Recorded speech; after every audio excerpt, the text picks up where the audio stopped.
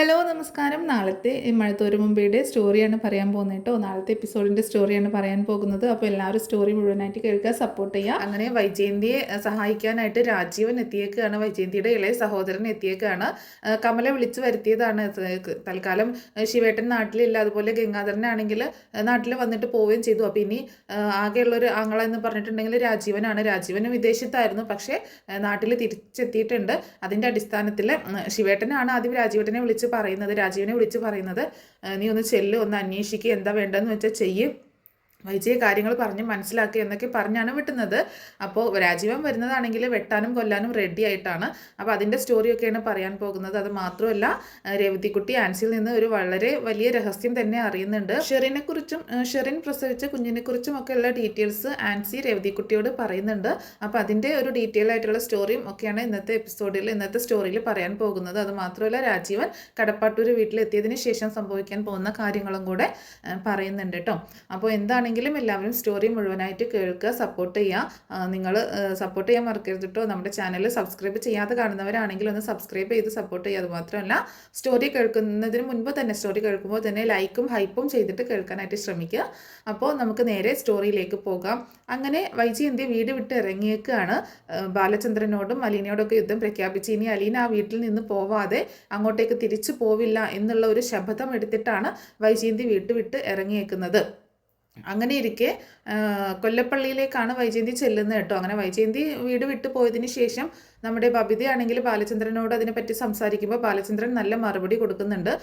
അമ്മയോട് കുറച്ച് കാര്യങ്ങൾ പറഞ്ഞ് മനസ്സിലാക്കണം. ഇനി അമ്മയാണ് ക്ഷമിക്കേണ്ടതും സഹിക്കേണ്ടതും. ഇത്രയും നാളും അച്ഛൻ ഇതൊക്കെ ചെയ്തല്ലേ ഇവിടെ ജീവിച്ചത്. ഇനി അമ്മയോട് അതൊന്ന് പറഞ്ഞ് മനസ്സിലാക്കണം. ഒരു കുടുംബം തകരാൻ പോകുന്ന അത്രയും തരത്തിൽ, അത്രയും ഡെപ്തായിട്ടുള്ള, അത്രയും വലിയൊരു വഴക്കാണ് ഞങ്ങൾ തമ്മിലുള്ളത്. മോൾ ഇതൊന്നും ഓർത്ത് വിഷമിക്കേണ്ട, ഒക്കെ ശരിയായിക്കോളും എന്നുള്ള രീതിയിൽ ഇങ്ങനെ പറഞ്ഞ് ബബിതയെ പറഞ്ഞയക്കുന്നുണ്ട്. പിന്നെ അതുമാത്രമല്ല, ബബിത വന്നിട്ടാണെങ്കിൽ അലീനയോട് വഴക്കിടുന്നുണ്ട്. നീ കാരണമാണ് ഞങ്ങളുടെ അമ്മ ഇവിടെ നിന്ന് പോയതെന്ന് പറയുമ്പോൾ, ഞാൻ കാരണമല്ല, അമ്മയുടെ ഭാഗത്ത് എന്താണ് തെറ്റ് വന്നിട്ടുള്ളത് എന്ന് ഒന്ന് ചോദിച്ചു നോക്ക് എന്ന് ബബിതയോടും പറയുന്നുണ്ട്. പിന്നീട് വൈജയന്തി ആണെങ്കിൽ കൊല്ലപ്പള്ളിയിലേക്ക് എത്തുകയാണ്.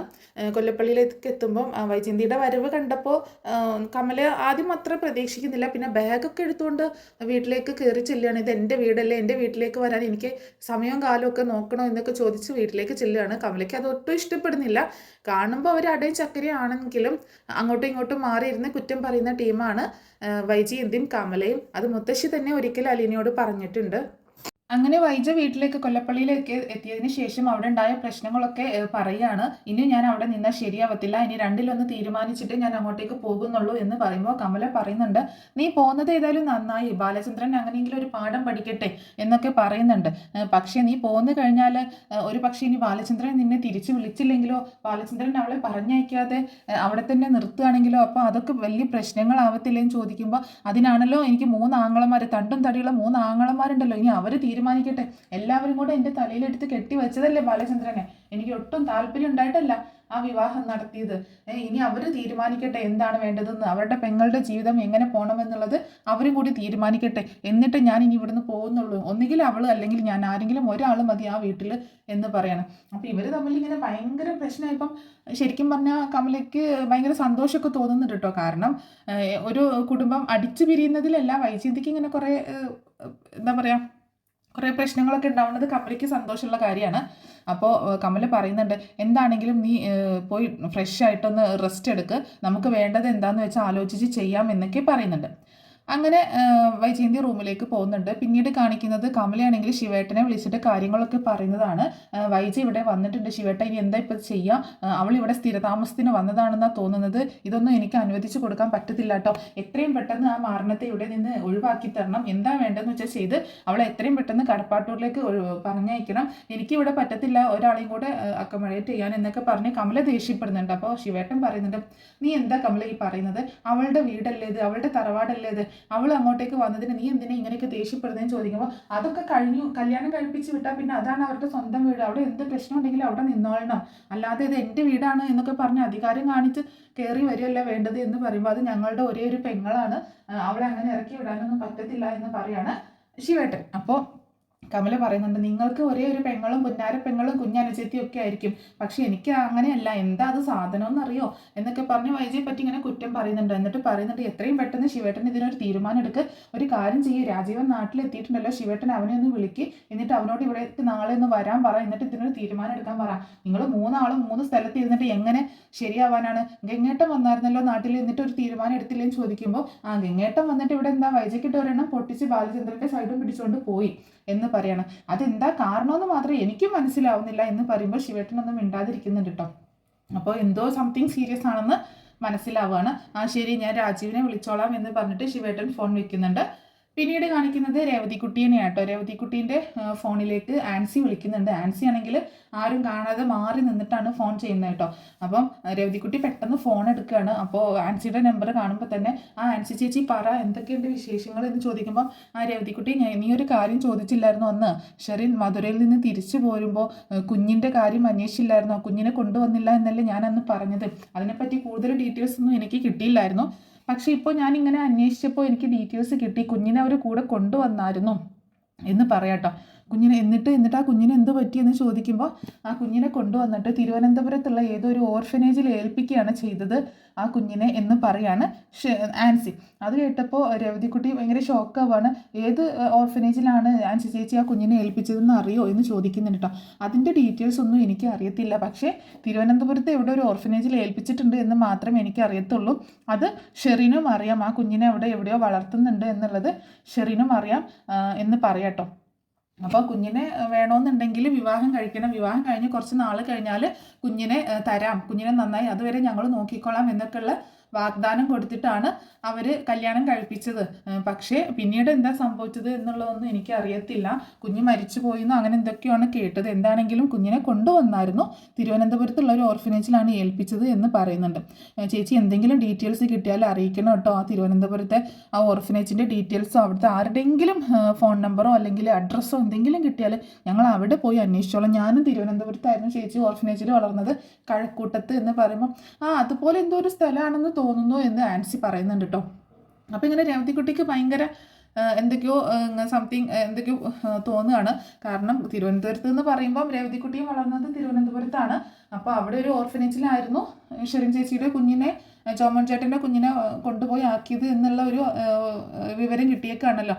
അപ്പം രേവതിക്കുട്ടി ഫോൺ വെച്ചതിന് ശേഷം ആൻസിയോട് താങ്ക്സ് ഒക്കെ പറഞ്ഞ് വീണ്ടും എന്തെങ്കിലും വിവരം കിട്ടിയാൽ വിളിക്കണമെന്നൊക്കെ പറഞ്ഞിട്ട് വേഗം മാമച്ചാൻ്റെയും ഗ്രേസമ്മയുടെ അടുത്തേക്ക് ചെല്ലുന്നുണ്ട് കേട്ടോ.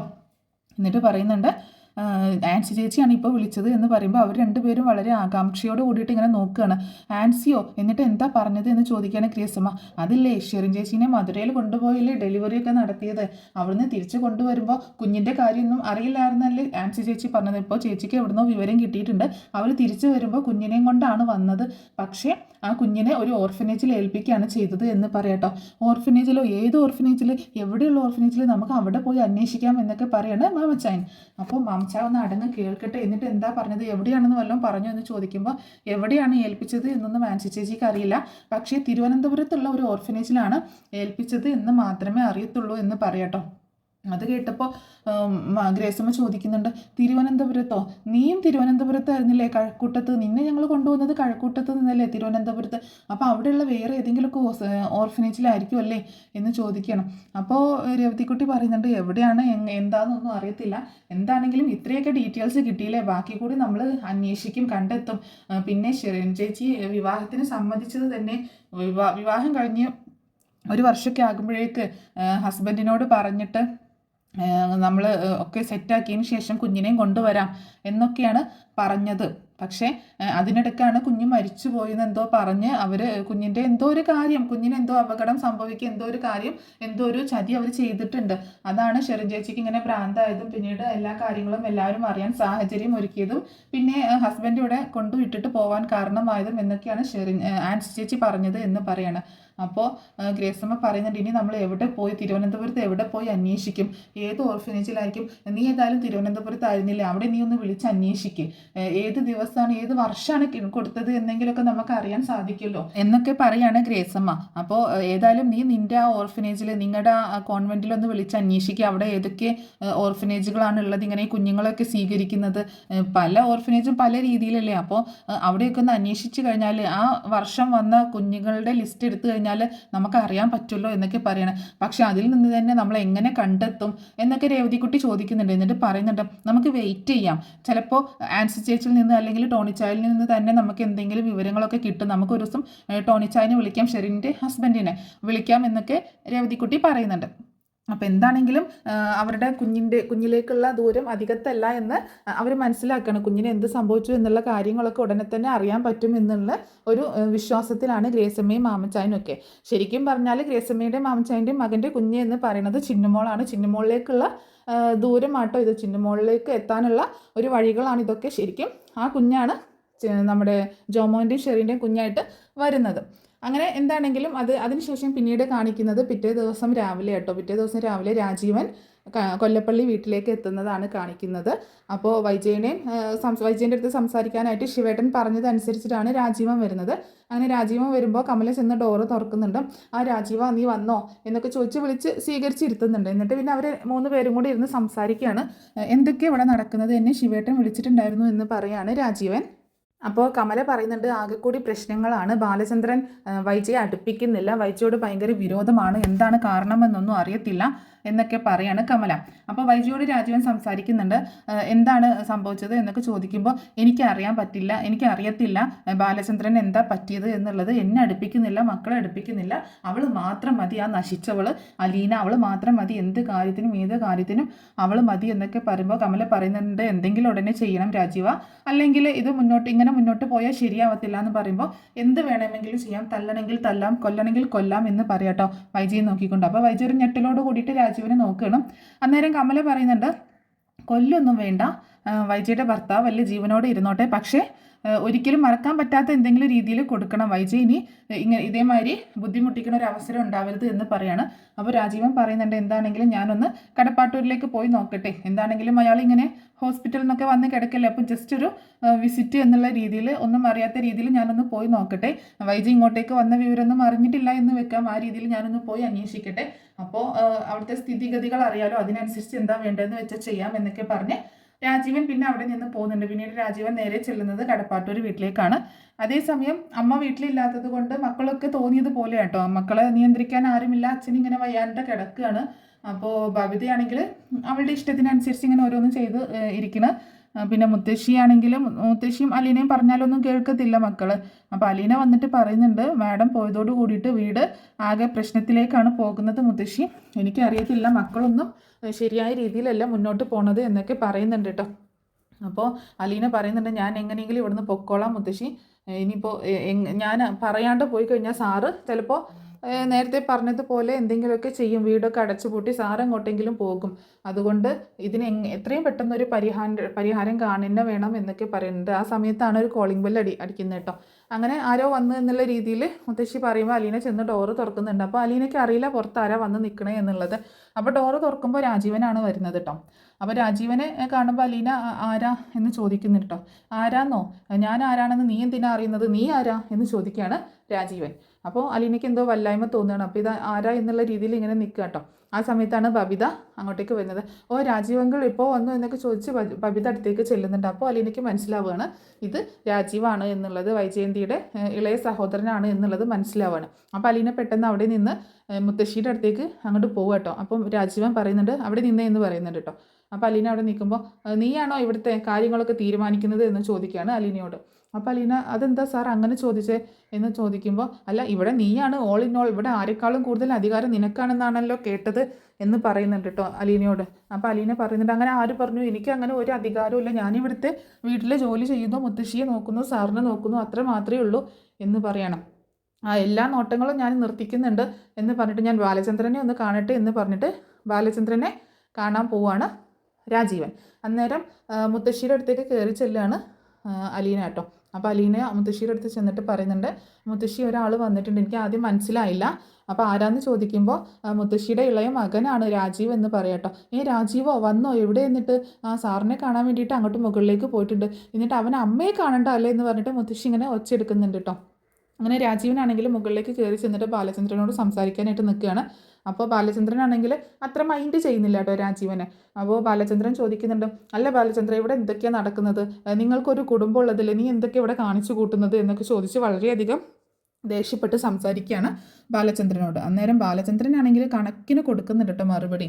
എൻ്റെ കുടുംബം എങ്ങനെ ആയിരിക്കണം എന്നുള്ളത് എൻ്റെ ഇഷ്ടമാണ്, അതിൽ ആരും ഇടപെടാനൊന്നും നിൽക്കണ്ട എന്ന് പറയുമ്പോൾ, അങ്ങനെ പറഞ്ഞാൽ എങ്ങനെ ശരിയാവും, നിങ്ങളുടെ കുടുംബം എന്ന് പറഞ്ഞാൽ അത് എൻ്റെ പെങ്ങളുടെ കുടുംബമാണ്, എൻ്റെ സഹോദരിയുടെ കുടുംബമാണ്, അത് നല്ല രീതിയിൽ മുന്നോട്ട് പോകുക എന്നുള്ളതല്ലേ ഞാൻ ചെയ്യേണ്ടത് എന്നൊക്കെ പറയുമ്പോൾ, നിങ്ങൾ ചെയ്തെടുത്തോളം മതി, ഒരുപാട് കാര്യങ്ങൾ നിങ്ങളെല്ലാവരും കൂടി ചെയ്തല്ലോ, അത്രയും മതി, ഇനി കൂടുതലൊന്നും നിങ്ങൾ ചെയ്യാതിരുന്നാൽ മതി, ഇത് എൻ്റെ ജീവിതം എൻ്റെ ഇഷ്ടത്തിന് വിട്ടേക്ക് എന്നൊക്കെ പറഞ്ഞ് ബാലചന്ദ്രൻ അവിടെ വഴക്കുണ്ടാക്കുന്നുണ്ട്. അങ്ങനെ ബാലചന്ദ്രനും രാജീവനും കൂടി വഴക്കുണ്ടാക്കിയിട്ടാണ് പിരിയുന്നത്. അങ്ങനെ ലാസ്റ്റ് ബാലചന്ദ്രൻ രാജീവനോട് റൂമിൽ നിന്ന് ഇറങ്ങി പോകാനൊക്കെ പറയുന്നുണ്ട്, എനിക്ക് നിങ്ങളോട് കൂടുതൽ സംസാരിക്കാൻ താല്പര്യമില്ല എന്നൊക്കെ പറഞ്ഞിട്ട് ഇറങ്ങി പോകാനൊക്കെ പറയുന്നുണ്ട്. അങ്ങനെ താഴേക്ക് വരികയാണ് രാജീവൻ താഴേക്ക് വന്നിട്ട് മുത്തശ്ശിയുടെ അടുത്തേക്ക് ചെല്ലുന്നുണ്ട് കേട്ടോ.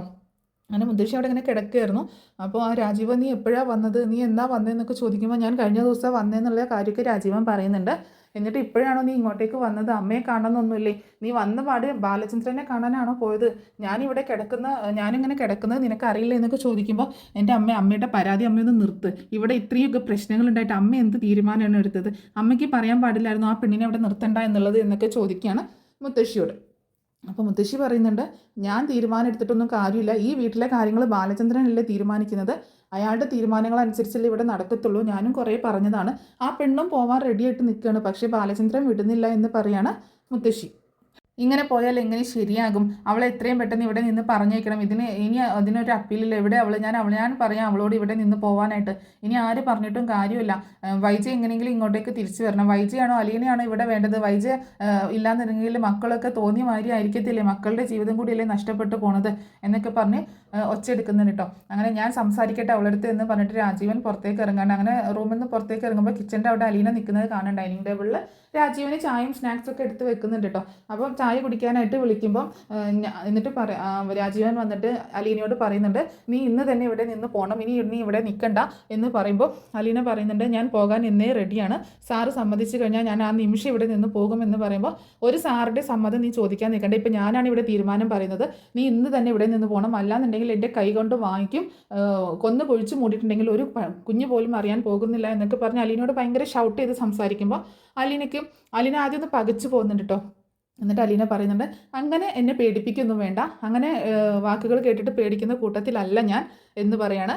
അപ്പം നിനക്ക് അത്രയ്ക്ക് ധൈര്യമാണോ നീ എൻ്റെ നേരെ ഇങ്ങനെയൊക്കെ സംസാരിക്കാൻ എന്നൊക്കെ ചോദിച്ച് രാജീവൻ അലീനയുടെ നേരേക്ക് കൈ ചൂണ്ടിക്കൊണ്ട് സംസാരിക്കും. അതുപോലെ അവളെ തല്ലാനായിട്ട് കൈ ഉയർത്തേക്ക് ചെല്ലുമ്പോൾ ബാലചന്ദ്രൻ മുകളിൽ നിന്ന് ഒച്ചയിട്ടുകൊണ്ട് വരികയാണ്, നിർത്ത്, തൊട്ട് പോകരുത് അവളെ എന്ന് പറഞ്ഞുകൊണ്ട് താഴേക്ക് ഇറങ്ങി വരുന്നുണ്ട്. അങ്ങനെ ബാലചന്ദ്രൻ താഴേക്ക് ഇറങ്ങി വരുന്ന സമയത്ത് പിന്നീട് രാജീവനും ബാലചന്ദ്രനും കൂടി ഭയങ്കര വഴക്കാണ്. ബാലചന്ദ്രൻ പറയുന്നുണ്ട്, ഇവൾ എൻ്റെ മകളാണ്, ഇവളുടെ മേൽ ആരുടെ കൈ വീണാലും അവരുടെ മേൽ എൻ്റെ കൈ വീഴും എന്ന് പറയാണ്.